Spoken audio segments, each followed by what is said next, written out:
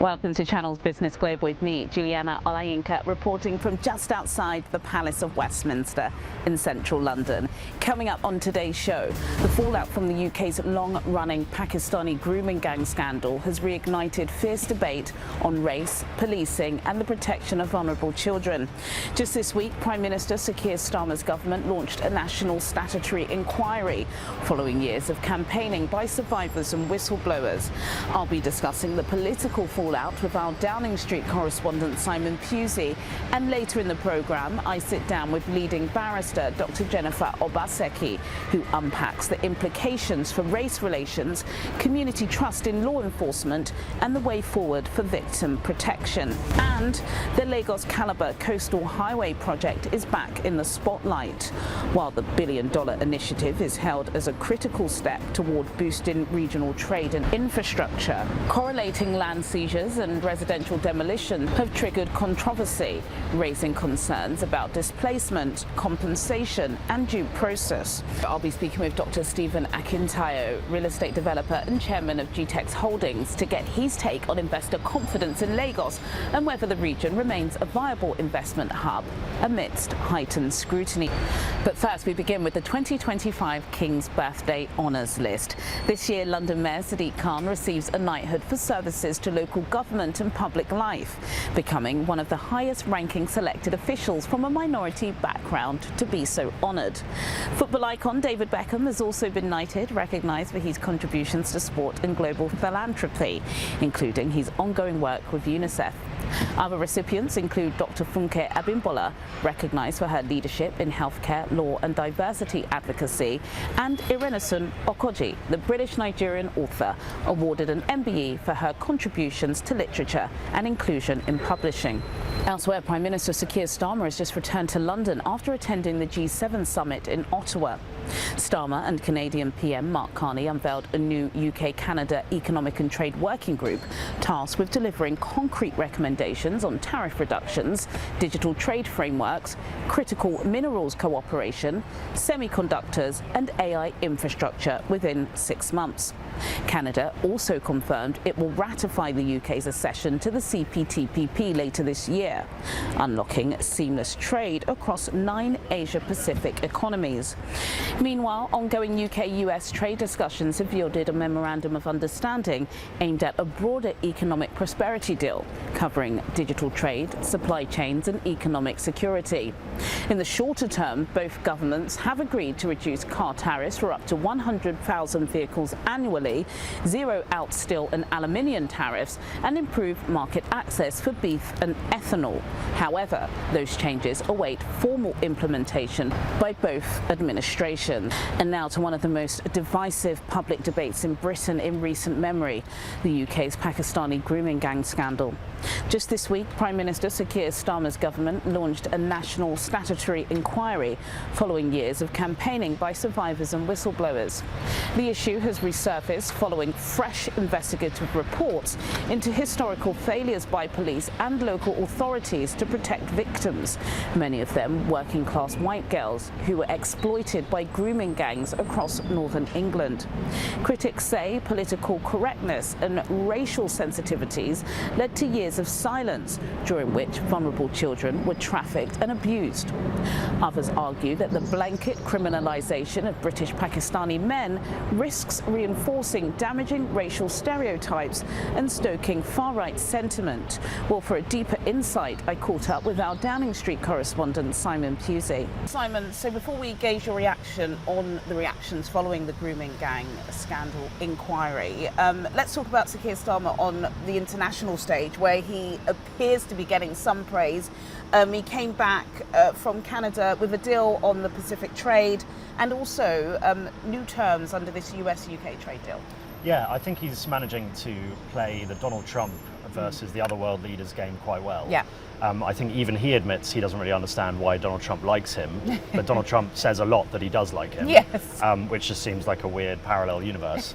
But he seems to be... he's a great man. Playing that quite well, exactly, yeah. Great people. He seems to be playing that quite well, where he's sort of got, Emmanuel Macron, European leaders on the one hand, and then Donald Trump, and they don't always see eye to eye, but he seems to be able to sort of play that kind of diplomatic dance quite well. He obviously has had this small trade deal. You know, it's not a blockbuster thing, but it's I mean, quite not good. clear on the terms. No, but it's quite good to go, I guess, to a G7 meeting and have an announcement. There's that quite memorable picture of him picking up the leaflets that Donald Trump dropped. Before he or ran the away. main thing. Yeah, exactly.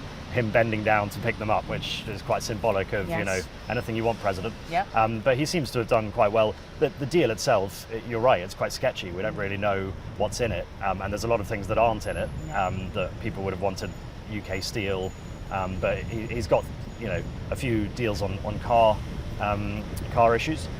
So I think it's like Better than nothing. The wins are coming in for Sir Keir Starmer in a Okay. way that maybe a couple of months ago we would have thought Donald Trump would be hating him, would be hating a lack of free speech, a lefty leader in the UK telling him what to do. I think the wins are sort of coming in for Sir Keir Starmer and the Labour Party on the international stage and the world stage.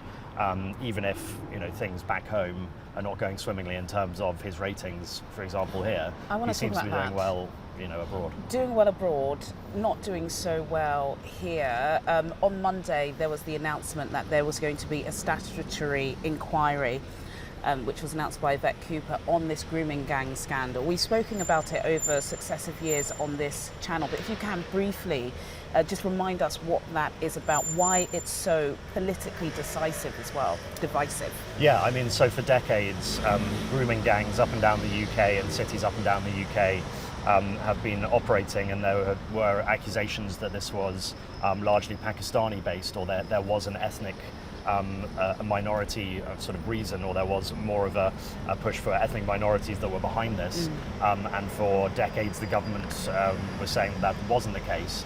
And more recently it's turned out that if you look into the details, that yes, there was more of a Pakistani base of people that were behind In this. Pakistani areas. Yes, Which yes, is exactly. which is an important point to make, isn't it? And there's been a full report that has recently been published by Baroness Casey, who says that the authorities, there wasn't necessarily a cover-up, but authorities were keen to not point this out.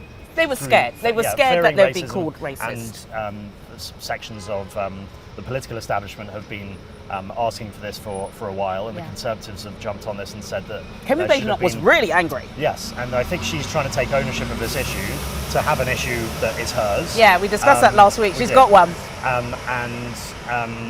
She's saying that this is a disgrace and that Sir Keir Starmer should apologise for not holding one already, not having a public inquiry already. You know, the Labour people could say, well, look, the Conservatives were in power for 12 years and you did nothing. But the heart of the matter is the white working class girls, isn't it? You know, white working class Britain once again being left to rot. That is kind of the political sentiment that's being pushed by the far right.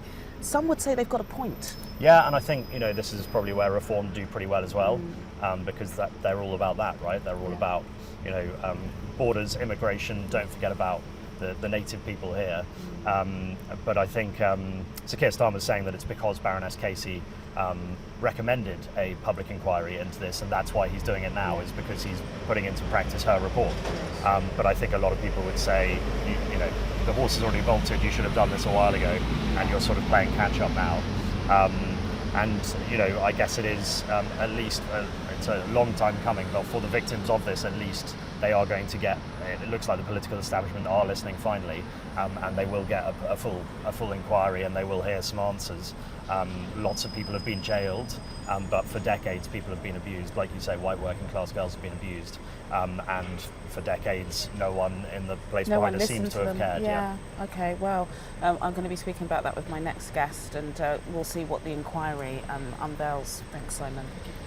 And now to legal expert and community advocate Dr. Jennifer Obaseki to examine the broader impact on race relations. So, Dr. Jennifer Obaseki, it's always a pleasure speaking with you. After years of what many would describe as inaction, early this week the Labour Party announced that there would now be a statutory inquiry into the grooming gang scandal. I have spoken about the scandal for years on this show, but only now the government have decided to tackle it. What is your reaction and your response? I know you've dealt with this over the years. It's nice to have the Casey report, but in all honesty, there's the distraction of this word ethnic gangs, and that gives me a lot of concern. Why? It gives me concern because they're Pakistani men. Yes, but the majority of men in that region are Pakistani. Yeah. So any particular area will have pedophiles, or let me say gang members or criminals of a particular representation of its environment. So I don't want people to get lost in the ethnic gang phraseology. Every victim is important and every perpetrator must be pursued, not focusing on their ethnicity, every single one. The majority of people who commit sexual offences against children are Caucasian men. That's the starting point. The fact that the police failed and the social services workers and social workers failed to take accurate statistics. Only 30%, I think, of the reported ethnic backgrounds were recorded. That's an omission by the police. Those failings cannot be overlooked. But what we must not do is start to target individual ethnic groups rather than looking at the problem of sexual offenders as a whole. That's quite interesting, Dr. Jennifer, and a lot of people share that sentiment with you, a lot of people. And some would say that's the reason why this case was buried for years, because people say, oh no, let's not focus on the ethnicity. The ethnicity is at the heart of this case. Some would say, do you understand that? In terms of the audit and the inquiry, the initial inquiry, it was that they were Pakistani men. I believe that there was the worry about disturbing racial sensitivities. Yes. However, every victim is important, Yeah. not just Caucasian victims. Yeah. All of the victims had one synonymous issue, which is the class. They felt these are young girls from lower class backgrounds who have social troubles, and their voices were not heard. But that's the same across the country. There are young black girls in London whose voices in the 80s were overheard, that were victims of gangs of different other ethnic groups. And I don't want to see everything or every effort being lost along racial lines. Do we start to just look at Pakistani perpetrators? We need to look at all perpetrators, is my point. I think one of the reasons why this has become so politically toxic, not just on X, but also behind us in the Palace of Westminster, is because there is a lot of cultural clashing in the UK at the moment, Yes. in populist nations. In fact, in the global north, a lot of people are talking about identity politics. What are your thoughts about identity politics in the UK at the moment? Are you worried that this is going to stir up even Racial more of that? hatred. Yes. I believe that there are some factions in the UK at the moment that feel that stirring and disturbing racial sensitivities may get them votes. And they're basically picking on issues within society and blaming migrants. So it's basically following that trend. And that's unfortunate, because what that means is the voice of many victims of abuse and other issues will be lost, because people will be looking at race rather than substance. And we all want safe neighborhoods, we all want to have access to housing, but if you start now looking at dividing attention along racial lines, we're not going to solve those issues for everybody, which is the sad thing. Why do you think Sir Keir Starmer decided to U-turn? Another week, another U-turn. Do you think it is the fear of reform, or do you think there's something It's deeper? unfortunate. If he had looked at this case and said, okay, these victims were overlooked, there were failings by the police, I'm going to look at where the gaps were. Over the years, why have victims of sexual abuse or sexual exploitation not been looked at? Why have the police failed in gathering the sensitive data that they should have? Yeah. We would have said, okay, he's seen the failings, he's listening to the victims, but it took a billionaire on the other side of the Atlantic to say that there's a problem here, for him to now come and look at it again. It also, sadly, is an issue where the victims also had lobbied Labour before they came into power, and promises probably made. Yeah. And him realising that he couldn't yet, let them down, and with the on charge from reform, thought, let me do something that will get me a few ticks. I don't believe that he has really had a good think about how else he can better protect victims of sexual abuse.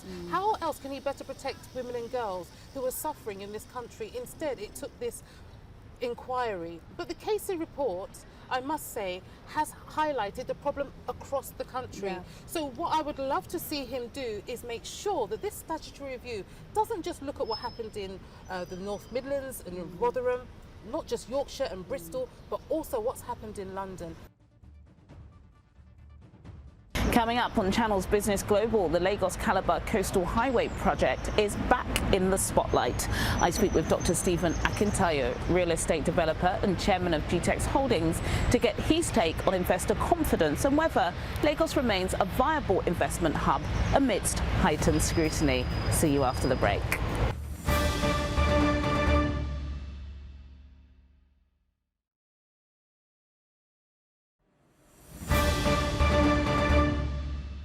Welcome back to Channel's Business Global with me, Juliana Olayinka, reporting from just outside the Palace of Westminster in central London. Now, let's focus on the multi-billion-dollar Lagos-Calabar Coastal Highway project, which remains one of the country's most ambitious infrastructure undertakings in recent decades. But the development has not come without controversy. In Lagos and surrounding areas, land seizures and the demolition of residential and commercial buildings have sparked legal battles and accusations of displacement without compensation. Supporters of the project argue that it will boost tourism, trade and coastal connectivity. Detractors, however, question whether human costs are being overlooked in the name of economic progress. Well, to make sense of the public reaction and investor sentiment, I was earlier joined by property investment specialist and entrepreneur, Dr. Stephen Akintayo. Dr. Stephen Akintayo, thank you so much for joining me on Channel's Business Global, though I'm not sure if I should thank you or scold you for bringing the Dubai heat to London. We're sitting under a tree because, I kid you not, it's so hot. I have to tell my viewers, obviously we're in the UK, so we've got to talk about the weather. I think there's a yellow warning or something. There is a yellow warning. But before we get into the meat of the discussion, why are you in London?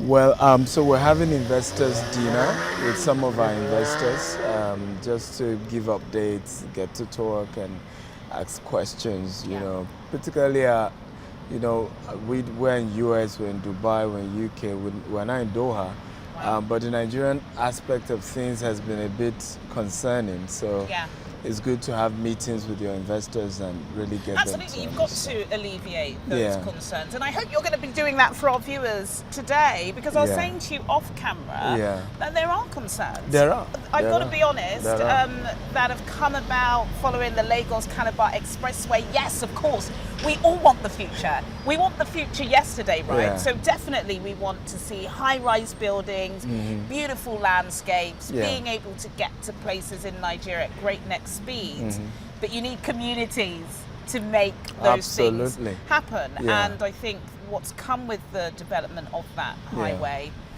is, you know, sadness, demolitions, without due care. Can you just give me, as an expert, your overall perception of what has happened there, what could go wrong and what we can learn from there? Well, so we can categorize everything to three: state government, federal government, and the investors. Right? So you have on the one side the federal government saying, which is true anyway by the Nigerian law, 50 meters from the coastal legal is owned by the federal government. Right? Even though they're trying to stretch it to 100 meters, but I think it's about 50 meters. I'm not sure it's up to 100. Well, we should know. Yes. So by law, belongs to the federal government.